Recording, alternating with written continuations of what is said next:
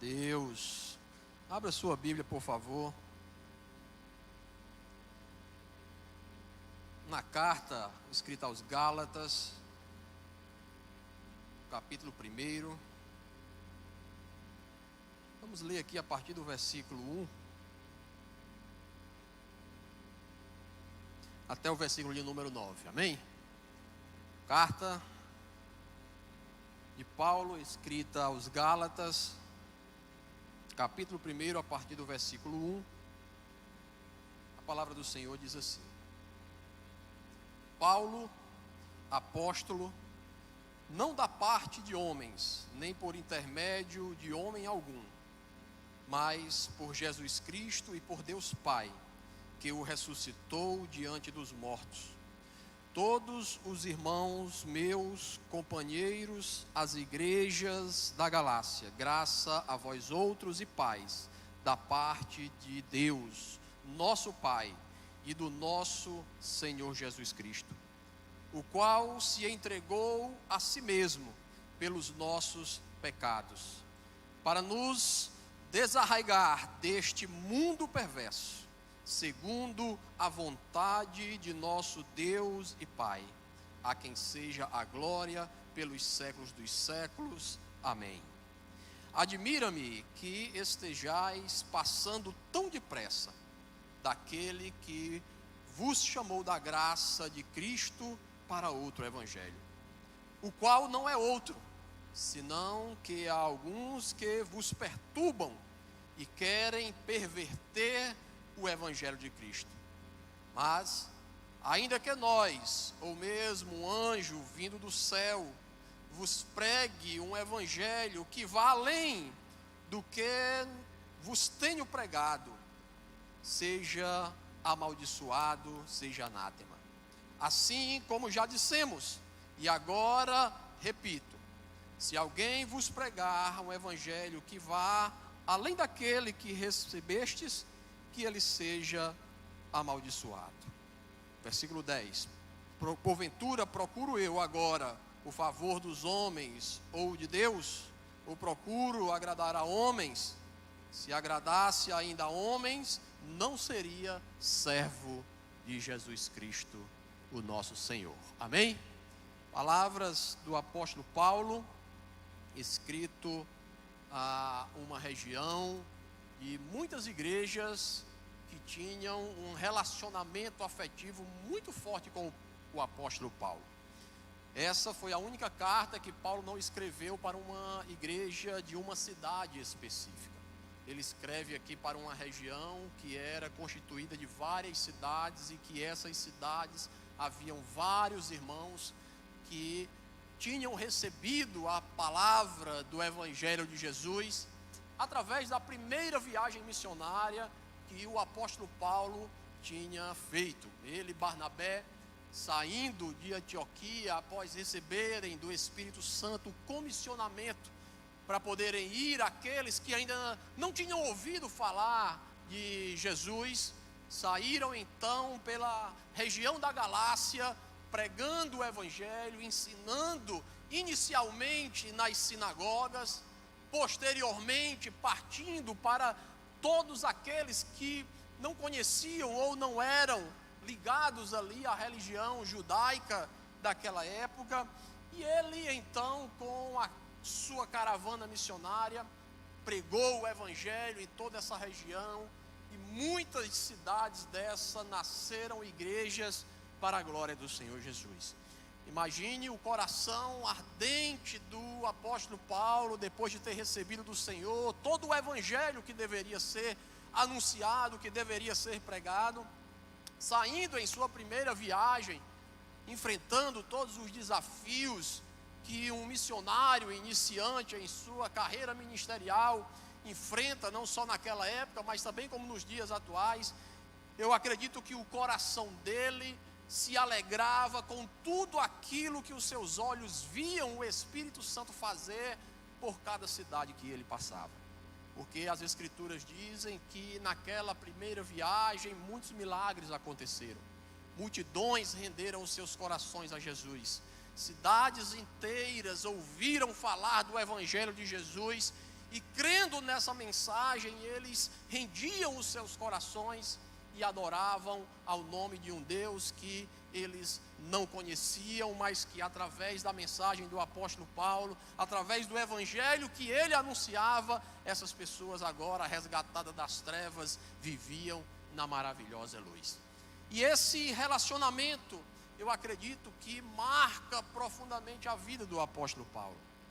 Traz um peso diferente, não menosprezando as outras igrejas, a qual o Espírito de Deus também usou o apóstolo para fundar, para plantar, mas essa região em específica, por ter sido o seu primeiro campo, eu acredito que marcou o seu coração de uma forma muito especial. Quem já foi missionário, quem já foi pioneiro em algum campo missionário, sabe o quanto é gratificante você, depois de anos, relembrar, vendo aquilo que Deus fez através da sua vida em tal cidade, em tal país, em tal região, e hoje poder olhar e dizer, glória a Deus, porque toda essa obra foi o Espírito de Deus quem realizou. Isso era o sentimento que havia no coração do apóstolo Paulo.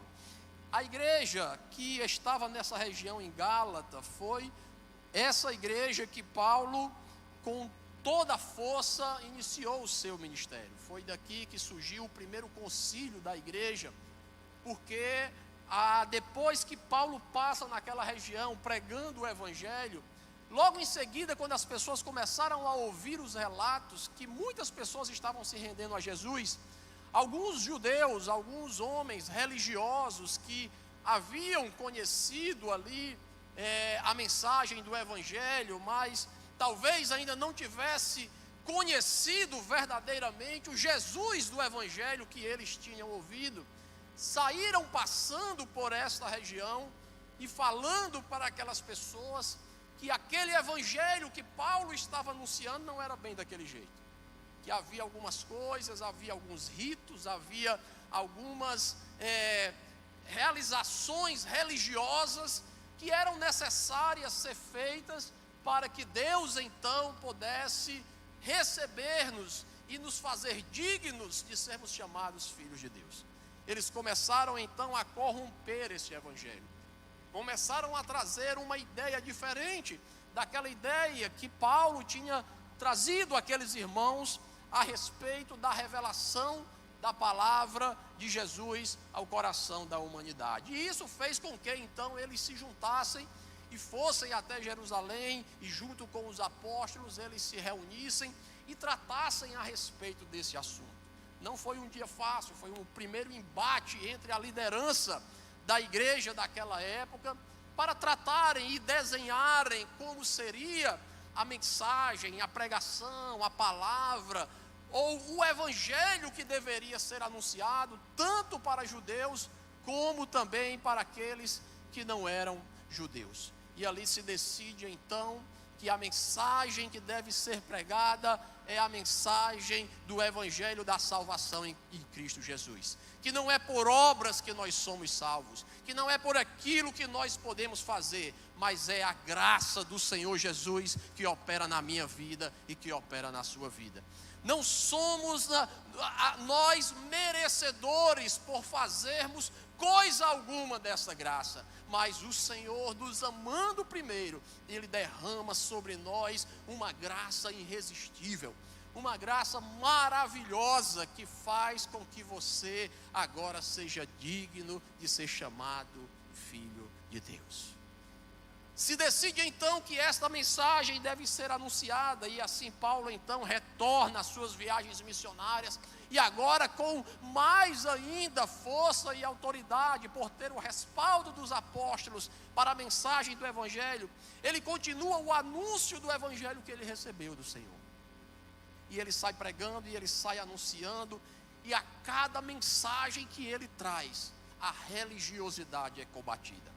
A cada mensagem que o apóstolo Paulo pregava para aquelas pessoas que estavam lá, seja a religiosidade judaica, ou seja a religiosidade pagã, todas elas eram batidas de frente com a mensagem do evangelho que o apóstolo Paulo pregava. E isso gerava uma grande resistência, porque, meus irmãos, Jesus disse que quando nós fôssemos como Ele foi, quando anunciássemos a mensagem que Ele anunciou, o mundo não iria nos amar. O mundo ele não iria ter prazer na vida daqueles que vivem piedosamente. Pelo contrário, o mundo iria resistir a essa mensagem. O mundo iria se levantar com toda a sua estrutura, com toda a sua sagacidade, para tentar fazer com que o evangelho que Jesus pregou fosse então adulterado. E Paulo, guardião desse evangelho, resiste a toda essa religiosidade com uma mensagem sempre simples, uma mensagem que alcançava o coração daquele homem que estava trancado dentro de palácios, cercados por escravos que o serviam a toda hora, da forma como ele queria e da forma como ele desejava. Aquele evangelho que alcançava aquele coração era o mesmo evangelho que era pregado na beira de um rio para mulheres que se reuniam ali enquanto Paulo orava e pedia a Deus pessoas para falar do amor do Senhor Jesus. Uma mensagem simples que alcança o coração duro ou o coração mole. Um evangelho que alcança toda a classe social, seja ela qual for. O evangelho de Jesus é um evangelho que fala ao coração de todo aquele que dá ouvidos para ouvir essa mensagem. Talvez o coração que dá ouvido para ouvir o evangelho de Jesus, naquele momento ele ainda não se quebrante, ou ele ainda não se ali quebrante diante daquela mensagem tão maravilhosa que é a mensagem do evangelho de Jesus. Mas a palavra ela não volta vazia, meus irmãos. A palavra de Deus, quando é lançada, ela sempre retorna trazendo os frutos pelo qual ela foi enviada. Logo, se palavras de salvação são proferidas pela sua boca a um coração que está perdido, no tempo certo a salvação virá aquele coração, porque a palavra de Deus ela é poderosa e ela é eficaz. A palavra de Deus ela é maravilhosa e Paulo sabia muito bem disso, e ele então fazia questão de anunciar esse evangelho. Mas de repente ele começa a ver uma vida, ele começa a ver um proceder, ele começa a ver um relacionamento diferente entre aquelas pessoas que tinham recebido o evangelho. E essas ações não eram compatíveis com o evangelho que ele tinha anunciado. Por isso que ele inicia essa carta aos Gálatas de uma maneira completamente diferente que ele escreve as outras cartas. Se você pegar as outras cartas do apóstolo Paulo, inclusive a primeira carta e a segunda carta aos Coríntios, Coríntios era a igreja mais carnal que existia naquela geração. Imagine, uma igreja de carnalidade pura era a igreja ali em Coríntios. Mas mesmo sendo essa igreja dessa forma, quando Paulo escreve a ela, Paulo inicia sempre a carta falando de Jesus e mostrando os frutos bons que haviam naquela igreja. Depois que ele amaciava a carne, depois que ele preparava o coração, aí ele trazia a exortação que trazia a edificação para essas igrejas. Mas aqui em Gálatas foi diferente. Paulo não amaciou nada. Paulo não preparou o coração de ninguém. Ele inicia fazendo menção ao seu apostolado, a autoridade que ele tinha recebida do Senhor, e logo de imediato ele já inicia dizendo: eu fico admirado, abestalhado. Eu fico olhando para vocês e fico imaginando, que negócio é esse que vocês estão fazendo? Como tão rápido, tão depressa? Se fosse no sertão, seria ligeiro igual um coice de um bacurim. O coice de bacurim é ligeiro, o bacurim já é pequeno, né? E o coice dele é bem rapidinho. muito ligeiro, muito rápido, vocês têm passado desse evangelho para um outro evangelho.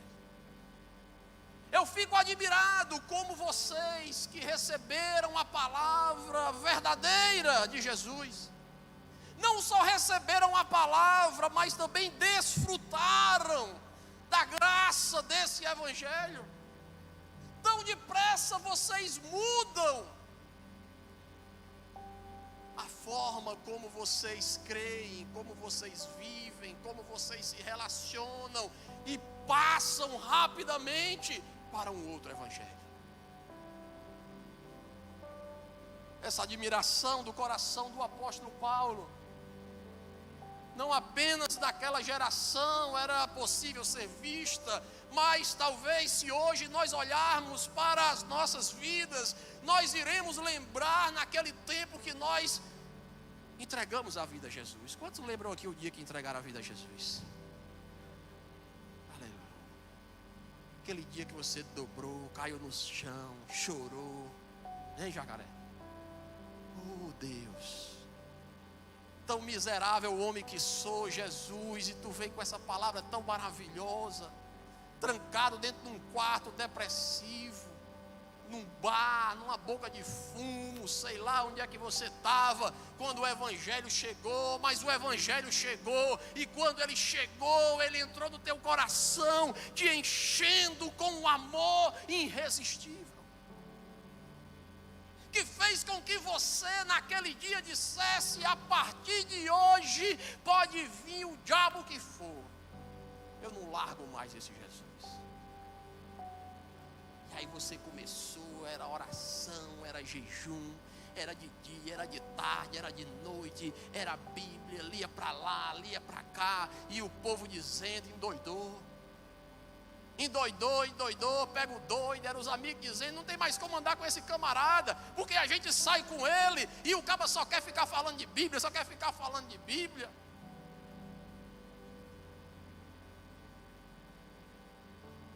Um evangelho tão maravilhoso que você recebeu, que você ainda não tinha perdido o costume de ir para a mesa de bar, mas você não bebia, você não fazia aquelas coisas, mas o vício de estar ainda naquele ambiente ainda estava em você, mas você chegava lá, sentava na mesa, e os caras diziam: vai tomar uma não? E você dizia: vou não, porque eu entreguei a minha vida a Jesus. E os cabas diziam: homem, deixa dessa conversa, homem, tome só um aqui, uma vez. Logo quando eu me converti, uns 3 meses de convertido. Aí eram 2 coisas que eu gostava quando não era crente. Um era de brigar, o outro era de ir para vaquejada. Aí um amigo veio e chegou e disse assim: Bela Guarda, vamos para a vaquejada lá em Angicos, parte de vaquejada lá de um amigo meu. Eu digo: vamos para esse negócio. Eu fiquei pensando, né? Eu digo: não estou mais bebendo não, nem estou mais fumando. Ele disse: oh, mas você fica só lá, não precisa, né? Não precisa beber não, não precisa fumar não, você vai só, né? Se divertir com os amigos. Aí, né, o cara ainda, né, tá bom, eu vou lá. Aí fui lá, e aquele negócio, né, o forró comendo no centro, a poeira cobrindo, aquele movimento. E eu ficava olhando aquilo ali, lembrando do culto lá na igreja, o fogo descendo. Eu digo: rapaz, o negócio é diferente, viu? O negócio é diferente demais, que negócio é esse? E eu começava a olhar e ficava, parecia que eu estava vendo, era um bocado de diabo pulando, né? Eu digo: meu Deus, que negócio é isso aqui? O negócio é diferente demais. Aí de repente 2 amigos meus abriram, como a gente dizia, um tirinete de tapa lá no meio do negócio, e pega e pá, e a briga comendo. E eu comecei a ver aquilo ali, e a carne vai, e eu não vai, e vai, não vai. Um amigo meu caiu no chão e os caras começaram a bater nele. Aí eu fui. Aí entrei, aí quebrei tudo. A polícia pega, leva para fora, aquela confusão. Acabou aquele negócio, que amanheceu o dia. Eu entrei dentro do carro, liguei o carro, digo: eu vou me embora. O Satanás é quem fica nesse lugar. Foi a última que eu fui na minha vida, para a glória do nosso Senhor. Ler a Bíblia, orar, jejuar, falar de Jesus para as pessoas, em todo lugar, em todo momento. Você lembra desse tempo? Esse é o tempo que o Evangelho de Jesus chegou ao nosso coração. um evangelho poderoso, um evangelho que nos move, um evangelho que faz a gente fazer coisas que o mundo olha para nós e diz: tu é um doido, tu é uma doida, isso não tem futuro, para onde é que tu vai? O que é que tu vai fazer? Isso não dá certo para você. Vai viver de quê? Vai viver de amor, vai viver agora de Jesus, vai cair do céu. Como é que vai ser esse negócio? Não sei qual era a sua resposta. A minha era dizer: eu não sei, eu só sei que meu Jesus, Ele é fiel e Ele é bom para todos sempre. Mas aí parece que tão depressa, admiravelmente como o apóstolo Paulo se admirou, a gente passa de um evangelho para um outro. Um evangelho onde não tem oração. Um evangelho onde os ritos religiosos nos moldam. Aonde o comer, aonde o vestir, aonde o se portar é mais importante do que o evangelho do nosso Senhor.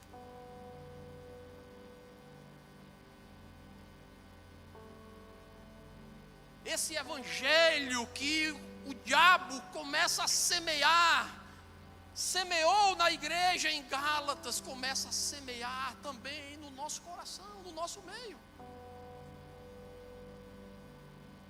E aí daqui a pouco a gente se pega como o apóstolo Pedro, que aqui em Gálatas se sentava com os irmãos que não eram judeus, irmãos simples. A Galácia era conhecida pelo povo gaulês que há anos atrás tinha invadido aquela região, um povo bruto, um povo ignorante, um povo de guerra, um povo de luta, um povo batalhador. Não tinha aquela chiqueza que os gregos tinham, não tinha aquele polimento, não tinha toda aquele jeito que os principais romanos tinham, mas era um povo mais ignorante. E aí Pedro, quando estava com eles, sentava com eles, comia com eles, vivia com eles. Aí daqui a pouco chegavam os principais de Jerusalém. Aí quando os camaradas grandes chegavam de Jerusalém, aí Pedro saía fora. Não, agora eu vou aqui por meio dos cabas que autoridade. Paulo diz: como é? Dentro do lugar onde eu estou falando do evangelho de Jesus, aquele que deveria ser o exemplo, ele começa agora a demonstrar um evangelho completamente diferente. E Paulo diz que repreendeu Pedro na cara. Meu amigo, você come conosco, com o gentio, mas quando os judeus chegam, você vira as costas para eles, para se aliar com aqueles. Negativo, esse não é o evangelho de Cristo. Esse não é o evangelho do Senhor. Não foi isso que ele ensinou. Eu lembro certa vez que eu fui, pela misericórdia de Deus, o povo chama a gente para ir nessas conferências grandes aí pelo meio do Brasil, e aí a gente inventa de ir, né? Aí eu fui uma vez para uma conferência grande lá no sul do país. Esses cantor famosos, esses cabas invocados. E eu lá no meio com meu chapeuzinho de couro, que eu gosto de levar. Cheguei lá, aquela conferência top, mesmo negócio. Aí perguntei se podia botar minha barraquinha lá com o material que a gente estava vendendo, camisa, caneca, que a gente vende para poder manter os missionários que estão trabalhando no sertão. E eu lembro que quando a gente chegou naquele ambiente, eu fui com alguns amigos meus, quando a gente chegou lá, disse: o senhor vai ser um palestrante aqui? Vou, tal. Não, então venha para cá que você vai ter um quarto aqui especial para você, não sei o que, papapá. Eu digo: não, mas os meninos que vieram comigo, não, eles têm, a ala deles é mais ali embaixo. Aí eu fui lá ver a ala deles, né? Aí a ala deles era uma ala assim que dentro de um quarto devia ter assim uns 20, não era nem treliche, era quadreliche. Você entrava na cama, parecia que você estava num caixão, assim, que o outro já ficava logo embaixo. Mas o quarto que eu ia, não, aí já era um quarto invocado, organizado, ficou cheio, topado e tal. Eu digo, irmão, eu posso ficar lá com os meninos que vieram comigo, porque quando eu vim com eles aí para mim ficar aqui nesse negócio, eu não vou nem conseguir dormir de noite nesse negócio aqui. Primeiro que eu tenho rinite, aqui o ar-condicionado ligado, torado desse jeito aqui, aí eu não vou nem conseguir pregar amanhã. Não, mas não pode, porque não sei o que, não sei o que. Eu digo, pode sim, vai dar certo. Fui para lá, na hora das refeições, era aquela mesa mais linda do mundo que eu, você senta e não sei quantos talheres para um lado, não sei quantos talheres para o outro, eu não sei nem como é que usa aqueles talheres, eu só como de colher, irmão. Eu como de colher e ia segurando assim. Eu gosto. Um dia você for me chamar para jantar, prepara a colher. Você daquelas, né? E aí aqueles talheres, aí o cara trouxe a entrada, botou lá a entrada e eu já peguei a colher, né? E o garçom do lado, o cara lá que estava servindo, né? Disse, vou olhar do lado da nada, eu digo, ei meu amigo. Aí ele disse, rapaz, o outro talher aí. Eu digo, não, vou comer de colher, não é negócio de outro talher aqui não.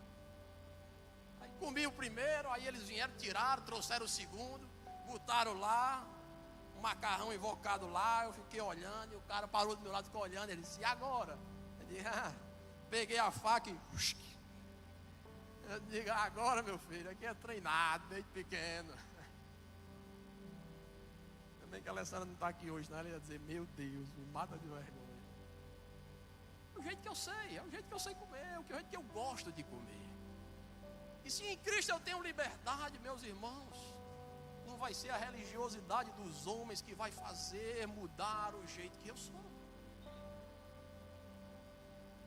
Terminamos a refeição e aí eu ia lá para o plenário, sentava lá do lado da minha barraquinha, e aí passava aquela multidão de gente entrando e saindo, e eu sentado lá, com meu chapéuzinho de couro só, meu materialzinho lá em cima, ninguém nem olhava. Eu dizia, glória a Deus, uma hora vai dar certo. 2 dias depois, chegou o dia da minha mensagem, e eu orando, eu digo, Senhor, me dá uma palavra, porque eu acho bonito é o gelo que a gente tem na barriga, sabe? Toda quarta, quando o pastor Rafael manda o WhatsApp para mim, pastorzão, estava a pregar na quarta-feira, a primeira coisa que dá é um gelo. Quando eu vejo a mensagem do pastor Rafael, já dá um gelo. Eu digo, ei, Jesus, traz uma mensagem aos nossos corações. Porque eu estou pregando ali, Senhor, mas o meu ouvido está aberto para ouvir aquilo que o Senhor quer falar, não só aqueles que estão lá, não só com aqueles que estão em casa, mas eu aqui tenho que ser edificado pela palavra que o Espírito fala aos nossos corações. Eu disse, Deus, me dá uma palavra para esse povo, para que desse lugar não saiam da mesma forma que eles entraram, mas que daqui saiam missionários para a glória do Senhor. E aí chegou minha vez, subi lá, preguei, testemunhei, não daquilo do que eu faço, mas daquilo que Deus faz através da minha vida. E quando acabou aquele momento, eu disse, agora se essa palavra moveu o seu coração, e você quer ser um missionário e viver uma vida de tempo integral no sertão, lá onde Cristo ainda não foi anunciado, vem aqui na frente que eu quero orar com vocês. E aí uma multidão veio correndo lá para frente, jovens caindo um por cima do outro, e aquele bolo, eu digo, eita, glória a Deus, vamos orar. E a gente orou naquele lugar, meus irmãos, foi um poder de Deus tremendo naquele lugar. Acabou, antes de eu chegar na minha barraquinha, o povo já estava lá rasgando tudo, pegando caneca, pegando camisa, pegando tudo. Eu digo, eita, glória a Deus, aleluia. Saí de lá, não tinha mais nada. Eu digo, oh, glória, Jesus é bom demais, né? Não é não? Oh, Deus bom. Vim-me embora uns 6 anos depois. Eu estava num congresso lá no Juazeiro do Norte, Chega aquela turma assim de uns 15 jovens. Pastor, encontramos o senhor. E papapá. Chegou, eu me assustei, né? Eu digo, meu Deus. Será que é algum acaba que eu dei no passado, né? E quando eu me converti, eu tive que seguir uma lista, João. Tive que pedir perdão a 28 pessoas. Ligava pro cabo, rapaz, você pode me encontrar? O cabo dizia, do Satanás é quem vai te encontrar. É doido. Eu digo, oh, mas é porque a minha vida foi mudada. Acaba, que conversa é essa? E eu digo, é o que, querido? O que foi que aconteceu? O que é que vocês estavam atrás de mim? E ele disse, pastor, nós somos jovens missionários. Ele trabalha no Piauí, esse aqui trabalha no Alagoas, esse no Sergipe, esse no Maranhão, esse tal. Nós estávamos naquele congresso lá no sul do país, quando o senhor estava lá pregando. Naquele dia nós fomos lá para frente e fazem 6 anos que daquele dia até hoje nós servimos ao Senhor no sertão nordestino. Aleluia!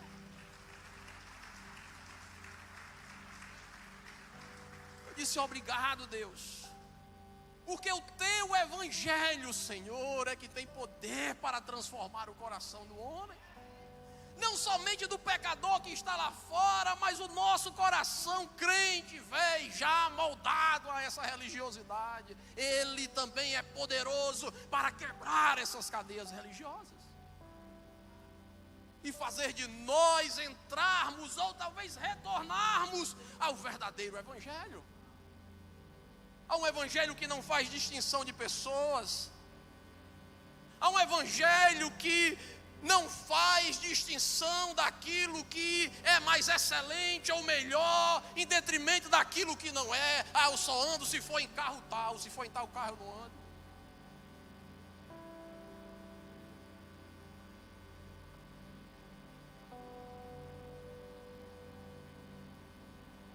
O verdadeiro evangelho exige uma dependência de Deus incondicional. Não há negociação no evangelho de Cristo quanto a quem nós dependemos. Se você depende do dinheiro, se você depende do seu emprego, se você depende da sua família, se você depende da sua esposa, se você depende dos seus filhos, é porque o verdadeiro evangelho ainda não chegou ao seu coração. Porque o verdadeiro evangelho, ele exige uma dependência exclusiva daquele que nos chamou. Nós fomos comprados por um precioso sangue. Lembrei agora do meu amigo pastor Pamané, lá da Guiné-Bissau, que já descansa no Senhor. Quando ele estava aqui no Brasil, João, lembra? Teu sangue garante a vitória, Jesus, garante a vitória. Era o hino que ele cantava.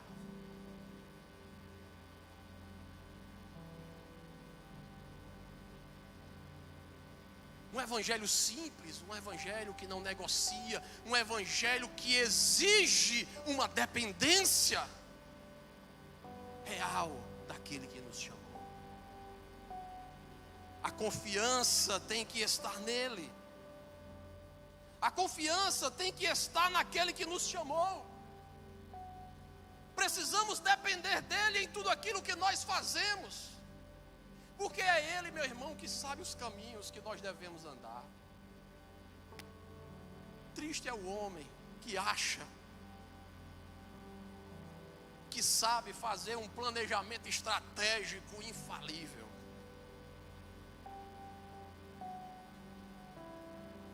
Já fiz especialização, gestão, marketing, planejamento, gestão de crise. Mas no final, sabe o que é que vale? É a gente parar e dizer assim: Senhor, só Tu pode fazer isso acontecer.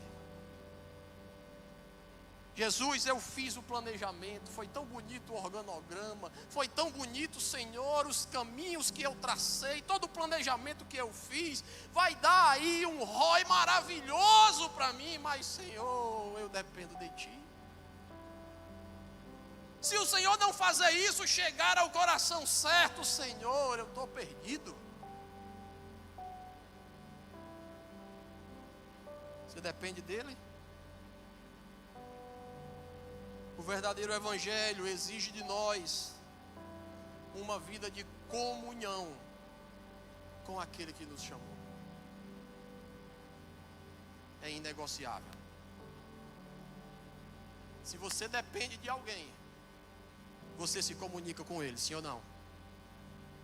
Se comunica. Você não faz o que quer, do jeito que quer, na hora que quer, não.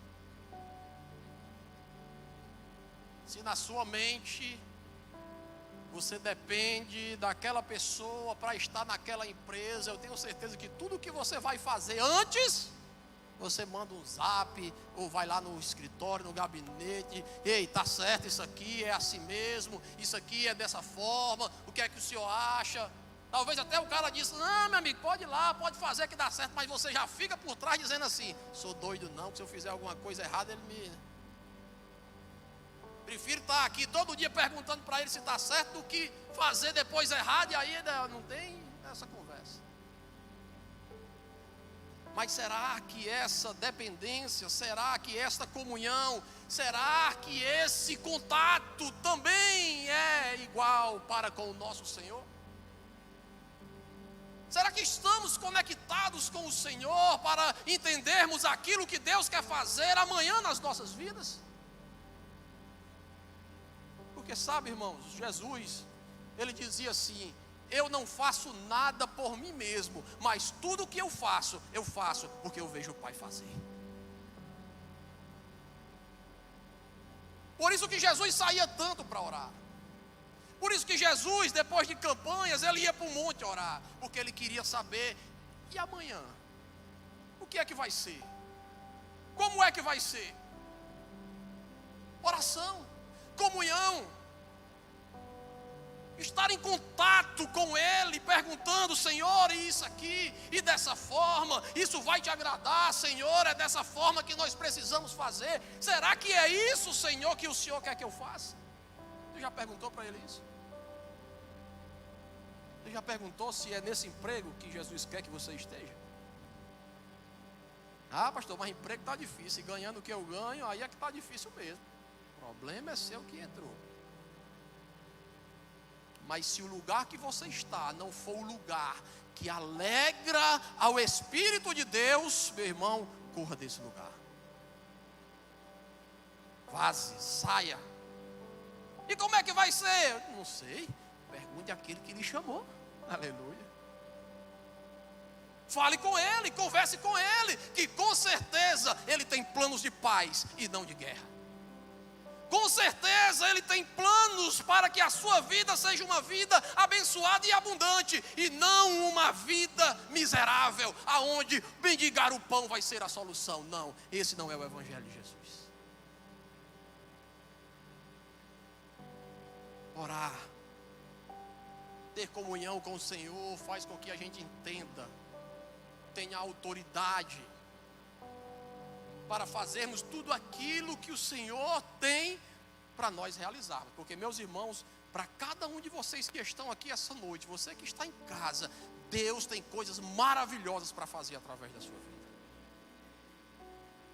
Maravilhosas, meus irmãos, coisas grandes Deus tem para fazer através da sua vida. Deus quer curar enfermos através da sua vida.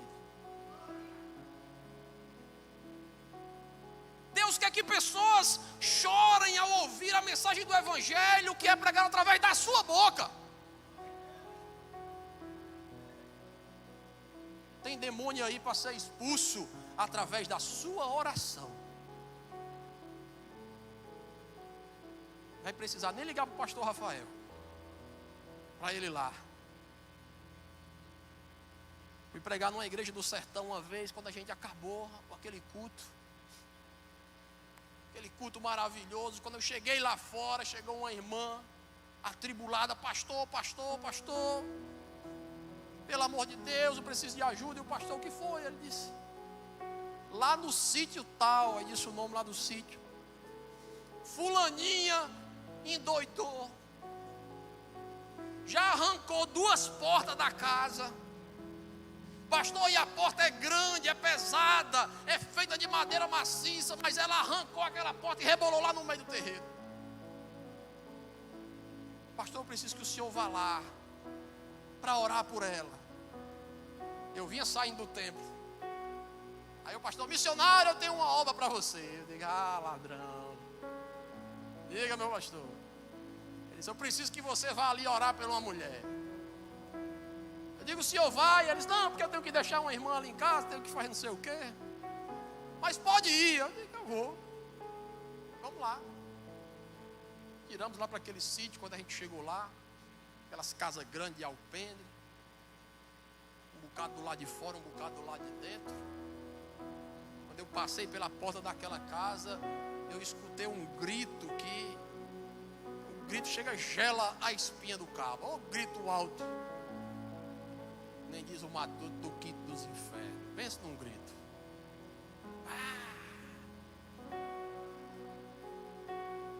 E aquela mulher endemoniada naquela sala, virava tudo, e o povo tentava segurar, ninguém segurava. Nessa hora ser lutador de jiu-jitsu tem umas vantagens, né? Peguei ela pelo pescoço, puxei para cá, disse, Satanás, eu te repreendo em nome de Jesus. Você vai sair dessa mulher agora, e ela vai ser livre pelo nome poderoso de Jesus. Quando eu soltei ela caiu no chão. Daqui a pouco as pessoas pararam, aí ela levantou, passou a mão no cabelo, disse, o que foi que aconteceu? Eu disse, calma, minha senhora, senta aqui. Sentou no sofá, botei ela no sofá, traga um copo d'água aqui para ela. Trouxeram um copo d'água, deram a ela. Eu disse, o que aconteceu com a senhora foi que o demônio veio para levar a sua vida. Mas Deus me trouxe aqui nesse lugar para te dizer algo. Que a obra que Ele fez na cruz do Calvário foi para que a sua vida seja transformada e nunca mais o inimigo toque na sua vida. Mas para isso você precisa crer em Jesus. Você precisa acreditar que Ele é o Filho de Deus. Que todo poder no céu, todo poder na terra e todo poder debaixo da terra agora estão em suas mãos. E que toda autoridade que há no nome de Jesus estará também sobre a sua vida. E ela, com os olhos cheios de lágrimas, ela disse, eu quero entregar a vida a Jesus. E as 15 pessoas que estavam na casa disse, eu também quero entregar a minha vida a Jesus. Aleluia!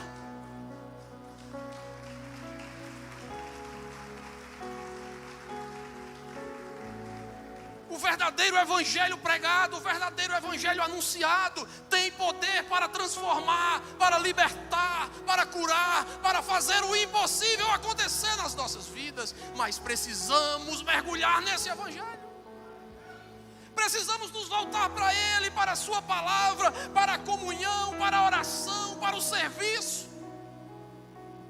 Porque só assim, meus irmãos, nós vamos poder contemplar nessa geração corrupta, nessa geração amaldiçoada, que está aí completamente largada ao pecado. Somente assim nós veremos o poder de Deus transformar o coração de todo aquele que crê. Deus nos chama, fique de pé. Deus nos chama para um novo tempo. Oh, aleluia, Jesus.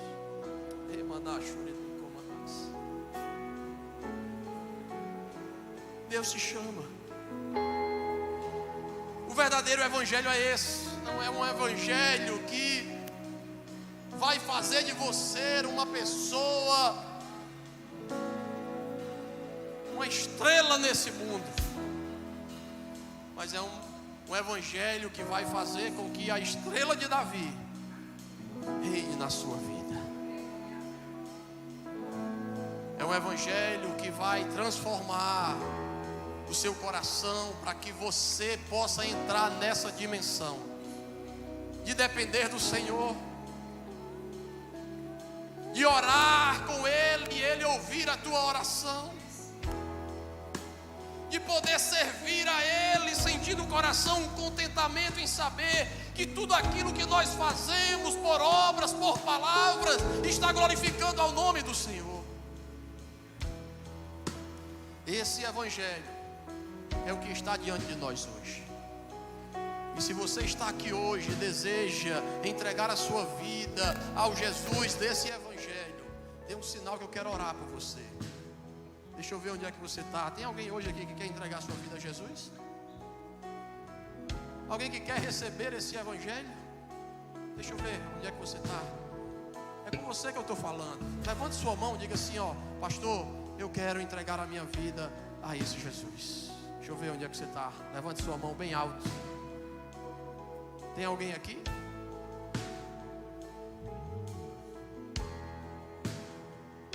Bata no ombro dele aí, bata no ombro dela, diga: é com ele que ele tá, é com você, ó, que ele está falando.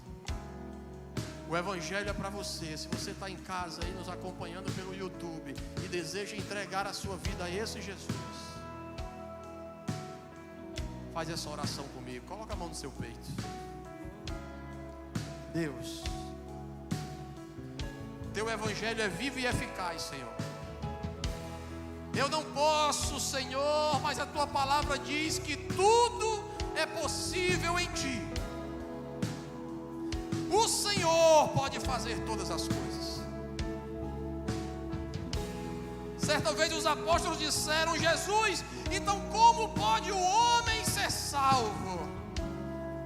Jesus disse: para o homem é impossível, mas para Deus tudo é possível. Aleluia.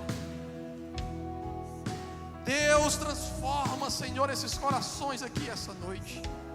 Que o Teu Espírito Santo, Senhor, possa inundar cada mente, cada coração.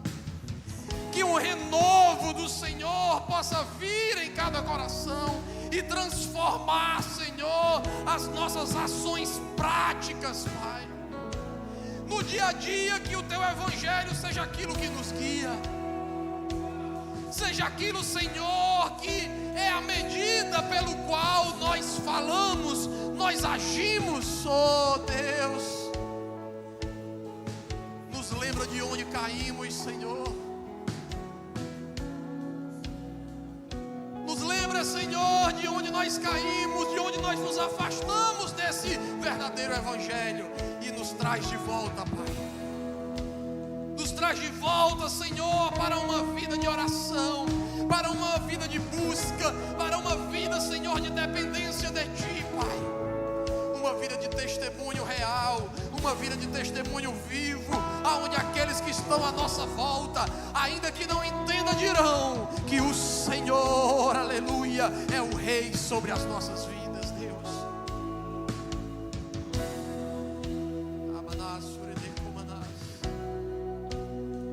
Senhor, que essa noite, Pai, o Teu Espírito possa curar enfermos desse lugar. Aqueles que estão doentes saiam daqui curados. Aqueles que estão desesperados, que saiam daqui tranquilizados pela certeza de que o Senhor está no controle de todas as coisas, Deus.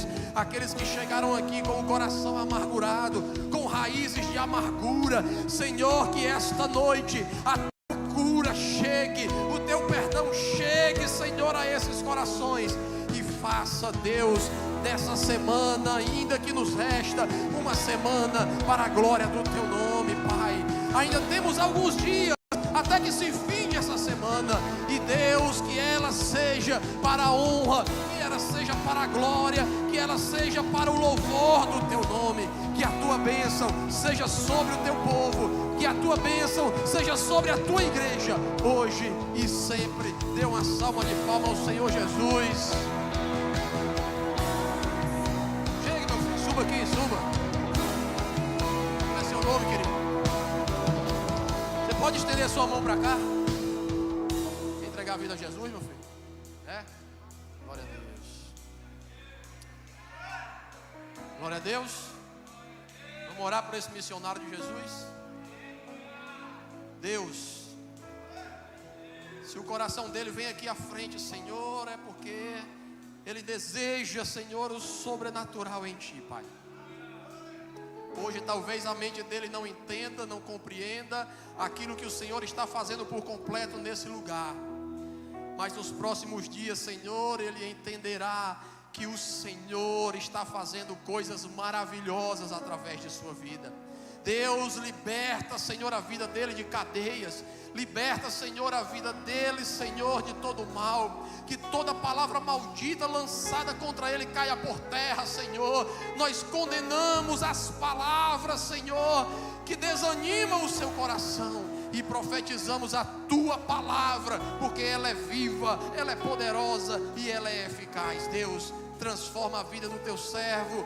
Inicia hoje uma nova história, um novo tempo, para a glória do Senhor Jesus. Dê uma salva de palmas ao Senhor.